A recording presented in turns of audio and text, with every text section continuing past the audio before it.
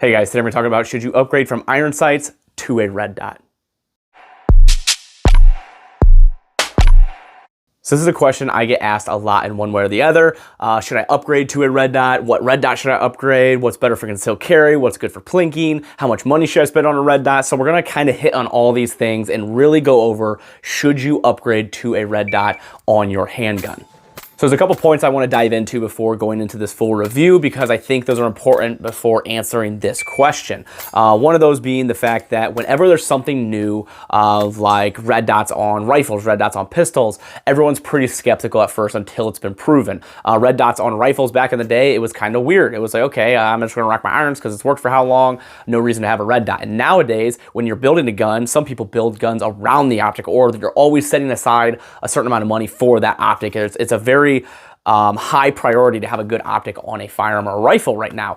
And in some aspects, it is kind of silly to build a duty-driven AR-15 without a red dot or an optic on it. So it's kind of the new thing, having red dots on there. It is obviously a superior system to iron sights. It has been proven. You can sit and argue and say, well, iron sights has never failed. They're always there. They're true. You don't have to spend a ton of money on them. There's no batteries involved. But when it all comes down to it, a red dot is superior, it's quicker, it's more accurate, it is just all around better than iron sights, especially now with a new development. Back in the day, red dots were a little bit different. Now, they've really perfected the red dot and the style and how they work, and they're pretty dang reliable. You should never have any kind of problems if you are using this for work and law enforcement, military, home defense, concealed carry, anything like that. Red dots are definitely proven nowadays and have a really good design. So that's kind of the go-to for a lot of people when they ask me questions about should they upgrade is, you know, I kind of want to give it a little time before I upgrade to make sure it's something that's going to work. And enough time has passed with pistol red dots and enough innovation has happened that these are proven on pistols, and it's kind of something a lot of people are now switching to. So I don't think that is a question you need answered anymore. It's not like it's something brand new to the market that it's like, I'm not sure if I want to try this yet because I want to see what happens. It has already been tested. It's already been proven. Law enforcement, military are switching to this and putting red dots on their pistols, and there's a reason. It's because it's quicker, it's faster, it's easier. If you've ever shot a red dot on your handgun, you know the difference between that and iron sights. It's just a lot easier to focus on one thing, just that dot, opposed to having line up two things and focusing on your sights and then making sure you're having a good shot on target. So that dispels that question. If that is something that's hanging you up, is I want to make sure the test of time, I think personally it has already passed that with the way optics have improved and where we are at now with them and how good that they actually work. So now that we got that out of the way, the next thing is you've got a lot of different style of optics. You've got enclosed optics like this one. You have open emitters like this one that are a little more for competition because this is the SRO, it's a little bit bigger. You have small enclosed optics for your concealed carry guns, your single stacks, or smaller framed guns. You've got a little bit cheaper optics that are more or less for like plinking or just target shooting or just having for fun. So there's a ton of different options out there on the market. So you kind of got to decide from here, now that you've decided, okay, an optic is the way to go, which optic to go with. There's so many options in the market, and the next question that you need to answer with that is, what are you using this for? Is this going to be a plinking gun, a target gun just for fun gun, or is this going to be a duty-driven gun for work or for home defense, concealed carry? So that question is wildly important to answer, and usually my first question to people when they ask me which red dot to go with is, what is this firearm being used for? So if the answer to that is I want to just plink with it, I want to have fun with it, then I think these cheaper red dots that are sub $300 are going to do you just fine. Are they the best things out there in the world? Absolutely not. I don't think it's something I would carry with me at work or a home defense, but it's definitely something I would have on these guns, which I do, that I take out to the range and I have fun with, or I let people shoot and try to see if they like the guns or red dots and mess around with. Definitely something good for that. So don't blow your budget on something if it's for just plinking or target shooting or something simple.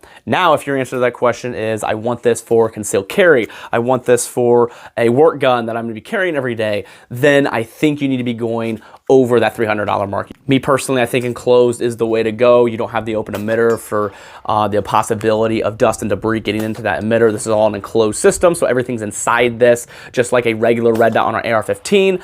You have no ability to get anything inside here to get in front of that emitter to mess with your actual red dot. So I think that is the way to go. There's nothing wrong with open emitters if that's what you have or what you want to go with. The SROs are a fantastic choice as well. RMRs that are very proven as well. But I think now with the new innovation, closed emitters is the way to go. But I would go more than $300 if you're looking for something duty driven or a home defense concealed carry, because these are more proven, they're tested, they're more durable, and they're just all around better optics. So now that you answered what you're using this gun for, the next question is going to be how much are you going to spend?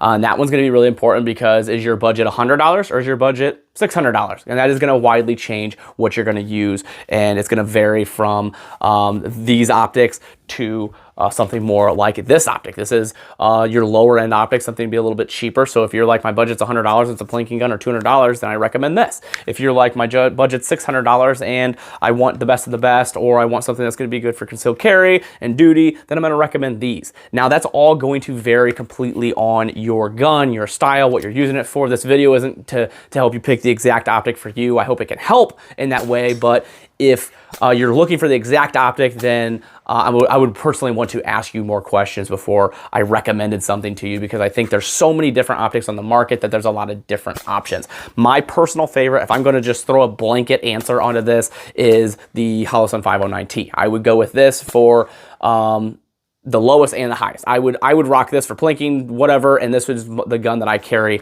every day with me. I also carry this one that has the EPS carry. They're both closed emitter optics, and I trust them with my life, and I trust them with my family's life. So that is the optic that I would recommend to everybody for basically anything you want. If you want to spend a decent amount of money, it's not the highest on the market, it's not the lowest, and it definitely can do all roles. So as a blanket answer, Holosun 509T at the time of this filming. This thing's changed so quickly. I'm not going to say from a half a year, 2 years from down the road, this is still going to be my choice. But right now, at the time of filming, this is my choice of the best optic that you can get all around for everything. Now, if you really want to decide exactly what's best for you, I am more than happy to help you. Just throw a comment down in the comment section, and I will ask you a couple more questions to try to get you exactly what works best for you. Or you can send me a message on Instagram or Facebook, and I will gladly ask you more questions and try to find you exactly what works best for you.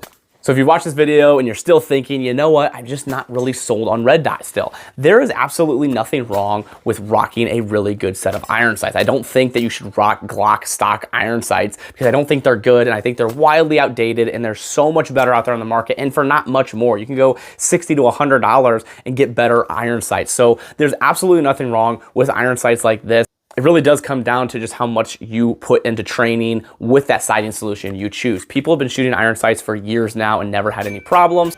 If you take two people that have the exact same ability, one with iron sights and one with red dot, is the one with the red dot going to be better? Absolutely, because it's a superior sighting solution. But if you don't quite have the money and you're like, I only have $100 and I don't necessarily think I need a red dot, or I have $100 and I want this to be a duty driven gun, then just go with an upgraded iron sight and rock that until you can afford a good red dot. I don't want to see people having a really nice gun and thinking, okay, I'm going to put a red dot on here because he says red dot are better.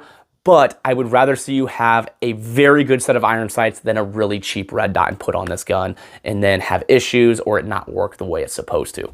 So with all this being said, I hope this is able to help you make a better decision if you think you should upgrade to red dot or just stick with your iron sights. I really do think red dots are proven, and it's the future, and I don't think really we're going to look back. I think in 3 years, people are going to look back and be like, we used to put iron sights on handguns. Like, clearly you have backups just like you do with your rifle, but the red dot is just a very cool system, and it's really cool to see the industry evolving and changing and improving, and I think this is just another one of those things. If you guys are interested in helping on the channel and the things I do here, there's a couple ways to do that. Down in the description, there are some discount codes from companies that I trust that you can use to save some money, and there's a link to my website. A couple of companies that support me and the channel. It's Howitzer and Brownells. It is getting colder, so it is flannel season for me. Been wearing a lot of these Howitzer flannels. I know you guys see me a lot in their t-shirts, but they do make a ton of other clothes. They make shoes, they make underwear, shorts, pants, flannels. They make some thicker ones, some thinner ones like this one.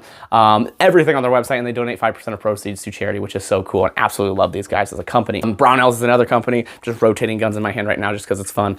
But Brownells is another company that supports me a ton. Really appreciate them. They're basically the Amazon gun parts, and you can use code TA10 for 10% off orders of $150. And that is super helpful because they pretty much have everything. So any build that you're working on, you can save some money and put that towards something else, or put it towards a red dot for one of your guns. So if you want to upgrade red dots, they have a ton of red dots on their website, and you can save 10% off, which is always helpful. So other than that, guys, thank you so much. I appreciate you all, and we will talk to you later.